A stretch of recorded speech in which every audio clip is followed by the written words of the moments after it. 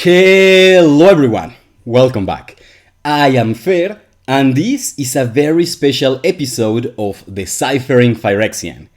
Because just this morning, Gavin Verhey uploaded a new episode of Good Morning Magic, in which he interviews Mary Kathryn, and she is a very cool person, because she is the one at Wizards of the Coast who is in charge of the Phyrexian language. Everything we are trying to find out, she already knows it, because she speaks the language. That's so cool.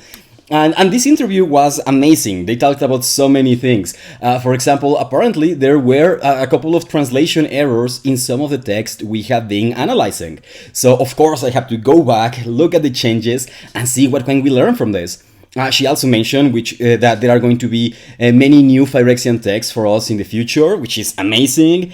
She even taught us how to say hello in Phyrexian, which, if I got it right, is something like "atang." So maybe I should have said "atang, everyone." Of course, I'm gonna be making an episode of Deciphering Phyrexian with everything we learned from this interview, but this is not this video. Because when I was watching this video, here's what I thought.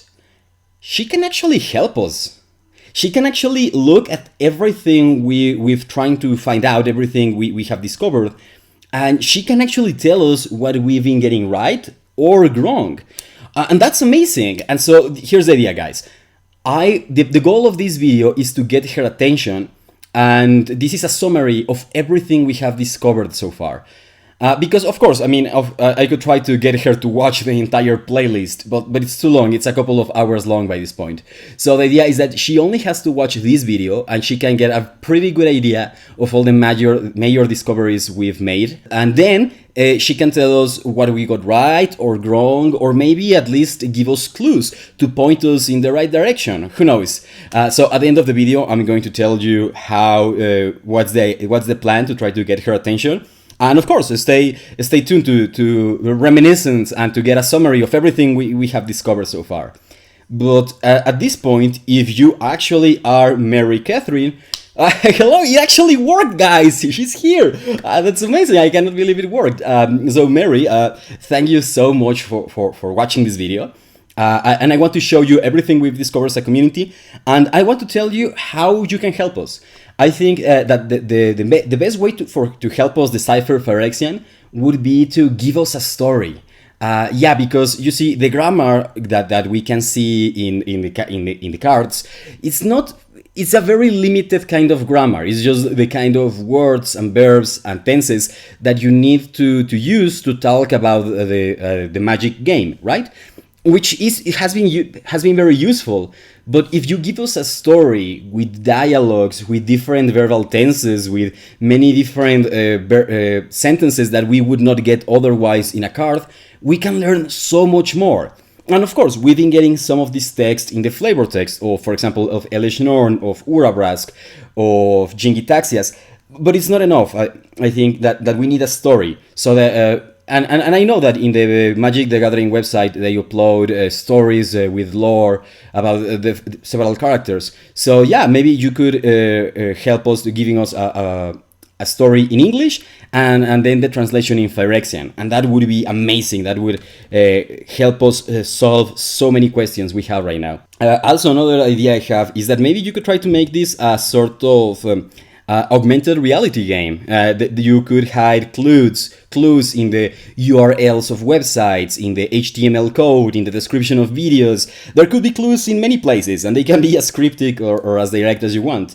Or you can just give us clues directly on Twitter. It's fine. Any way you decide to do it, it will be very cool. But anyway, let me show you some of the things we have discovered. Okay, so I think that one of our greatest accomplishments as a community has been that we seem to have a very good idea of how the Phyrexian grading system works. So we think that this is a featural grading system, and okay, this is how we think it works.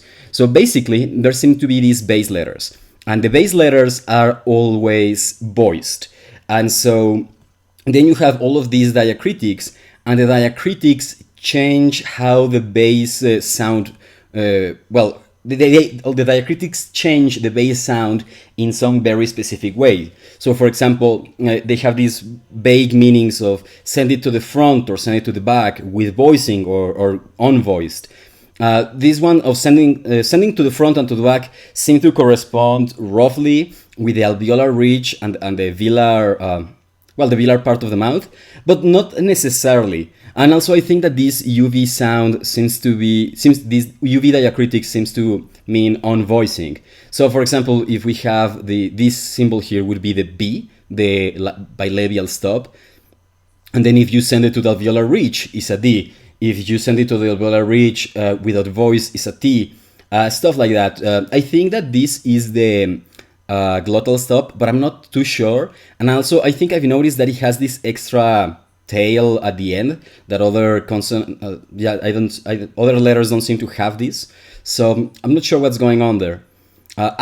This means that if all the stops indeed are written with this diagonal line to the left, that would mean that the pronunciation of Phyrexian in Phyrexian is with this sound that is used in German, so for words like horse, Pferd, or plant, Pflanz. So Phyrexian in Phyrexia would be more like Phyrexia. Right? That's one of the things that you can help us out with. Of course, then we have all the fricatives, of course. I think I'm pretty sure about most of these symbols here. But then there's also this thing here. This comes mostly from the names of Sheldred and Urabrask. I think we have seen this symbol without diacritics, but never in a name. But given that all the vase sounds seem to be always voiced, I think it would be a Z. Although there's also the possibility that it could be a bilabial fricative, because all these ones involve the lips somehow, right? This is a bilabial stop, this is a labiodental fricative, a bilabial nasal, and this would be a bilabial voiced fricative. So maybe I think it's a Z, a voiced alveolar fricative, but I'm not entirely sure. There's also the thing that this symbol clearly is a rhotic sound, but what kind of rhotic sound? Is like a trill, ra? Is like just an alveolar tap, ra? Is a retroflexive, like the one I'm using in English right now? Or is it some other kind of rhotic sound? Also, there's this thing we've seen in the past, this letter here, and it has a very weird diacritic that we have only ever seen with one other letter. We have never seen these letters used in names, so I have no idea how to pronounce them at all. Of course, there is this one that we have seen in the name for Jackmoth. So I'm inclined to think this is a palatal approximant. But how would this be without the diacritic? I am not sure what the bass sound could it be here. I'm not sure. Then these ones, for a couple of reasons, I'm going to talk about this later from the card from Elishnorn. I think probably it's like a palatal affricate, maybe. We are not sure about many things. A way that you could help us understand better the pronunciation of Phyrexian is, I know that there are many promotional videos in which we can hear Phyrexians talking in Phyrexian, but it sounds like a distorted human voice, which I suppose it is, or a perfected human voice. The point is that it sounds very like a machine. It sounds like, in terms of the real world, it is a human voice modified by a computer. But in terms of the lore, it kinda is also a human voice modified by machines. My point is that it's really hard to really make out what sounds those are supposed to be. And so maybe if we had a dialogue of human or humanoid characters talking in Phyrexian, that would be really useful. For example, maybe we have Karn or Teferi teaching Phyrexian to, I don't know, to Jace, the Mind Sculptor. Jace. The Mind Sculptor is a card from Jace. Jace Velaren.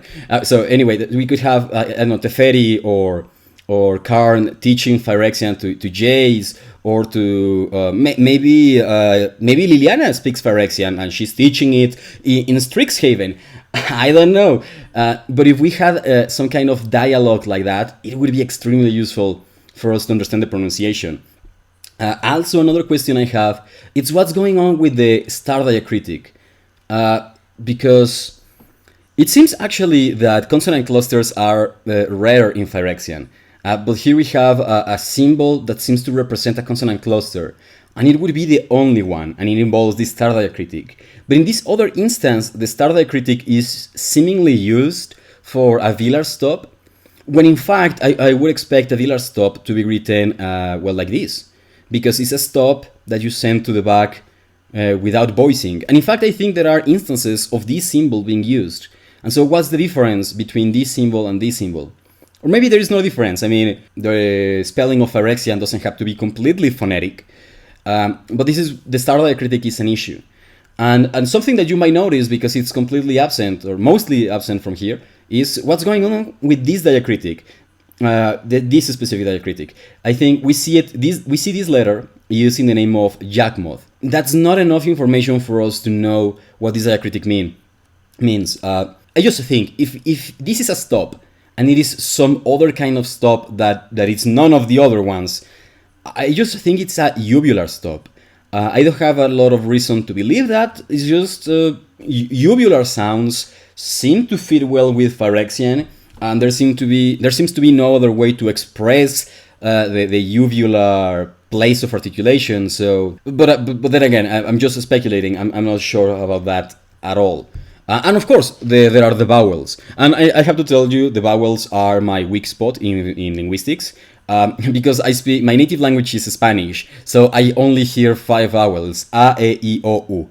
And everything else is really hard for me to distinguish. We need dialogue of human characters talking in Phyrexian in order to be able to nail the pronunciation. But anyway, so this is all we know, or this is our best understanding of the phonetics of Phyrexian. But then we have the consonant roots. We think that Phyrexian, well, let me tell you something.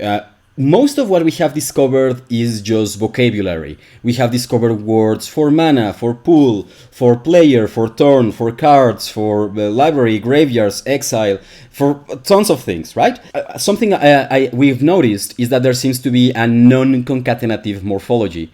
For example, we've noticed that when you duplicate a vowel, it indicates a plural. But we have also noticed that there are many instances of words, for example, creature, world, player, and these words change radically. They change a lot. But then I thought about Semitic languages, right? Like Arabic, Hebrew, Amharic, Aramaic, and stuff. Let me just give this example so you know what I mean. If I remember correctly, in Arabic, sajad means he prostrated, right? And then you could have something like masjid. And masjid is a place of prostration. And so you have the consonant roots, the same consonants, but everything else is different, which is it's similar to what we were seeing in many places. We were seeing the same consonants. The consonants didn't change in between the examples. And sure, the vowels were radically different. Sometimes we had 1 vowel, sometimes we had 2. Sometimes there were things at the beginning or at the end. But the consonants didn't change. And so that's why we concluded that Phyrexian probably is using a consonantal root system. And that would be really interesting. But then I noticed something else. Let me show you. So this is actually one of the examples that led at least me to conclude that Phyrexian does indeed use consonantal roots, because these are 3 examples of the word skin. And look, we have these 3 consonants in every instance, right? And so, yeah, everything is different. Everything changes. The vowels, there are things before this root or whatever. But the fact that these consonants remain, it implies heavily that the root for skin is something like this, right? But then I noticed something, like when I was trying to write the root for skin, I noticed that, hey, here, it seems that the consonant is using this diacritic, and then in this case it is using this other diacritic, the one that I have not, the one I suspect is a uvular, it indicates uvular place of articulation, I think. And here we have the star diacritic. And I thought, well, which one is it? And then I thought, well, maybe none of them are. Maybe the true root for the word skin is just like this. And maybe you add the diacritics to the root as part of the modifications you do, like in the same, like sorry.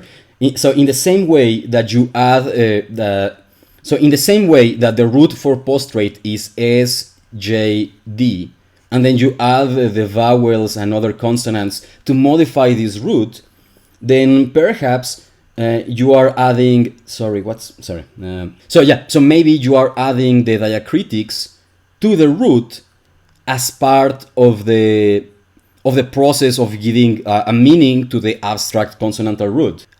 Maybe I'm not explaining it too well, but I'm sure you understand what I'm saying. And so my question is that the case? Because the problem with this is that in any text that you see, unless it's like a dictionary, you are not gonna see the pure consonantal root being used, right? So I don't know what kind of clues you could give us to figure this out. But maybe I imagine that if some of the planeswalkers are learning Phyrexian, maybe preparing for an excursion there or an invasion or something, maybe we could have a glimpse of a few pages of a Phyrexian dictionary in which we see the roots and their meanings or something like that. Anyway, also we know about the tense markers, of course. It seems that you include the tense of the sentences at the beginning, which is really cool. And I suspect that each of these tense markers is a combination of some combination of tense, aspect, and mood. But the thing with the tense markers is that, okay, some of them are easy to recognize: present, conditional, perfect. But then there are so many of them. There are tons of them, and I don't know. Sometimes it's hard to know what's going on there. Like, yeah, because there are so many. And this is one of the reasons I think that if we had a story written in Phyrexian, that would go a long way to helping us understand how all these different tense markers work.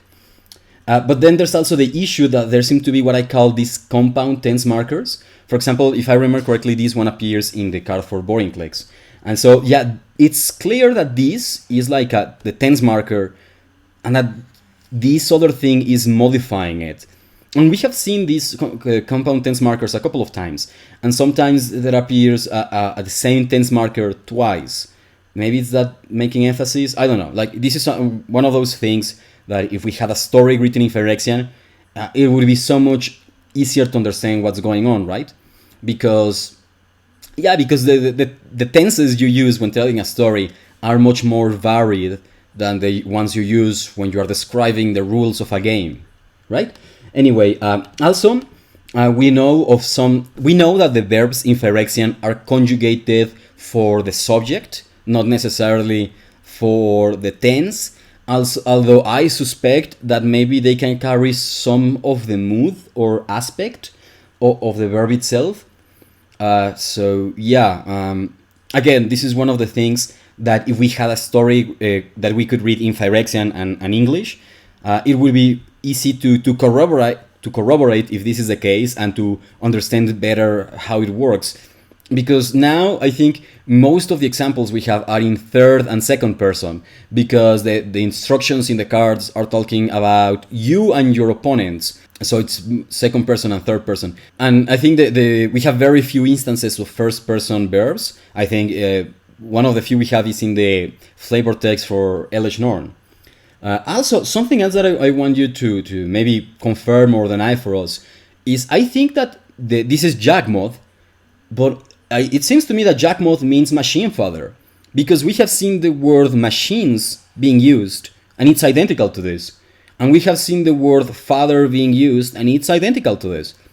In fact, there's an instance in which they talk about Karn, and they call Karn the machine father, and they basically write Jackmoth, but they just put a word separator in the middle, and that turns it, and that suddenly it's not Jackmoth, suddenly it's the father of machines. I suspect, in fact, that first they came up with the name of Jackmoth, and that they told the linguist who created this language that, hey, Jackmoth has to mean father of machines in this language, so make it happen.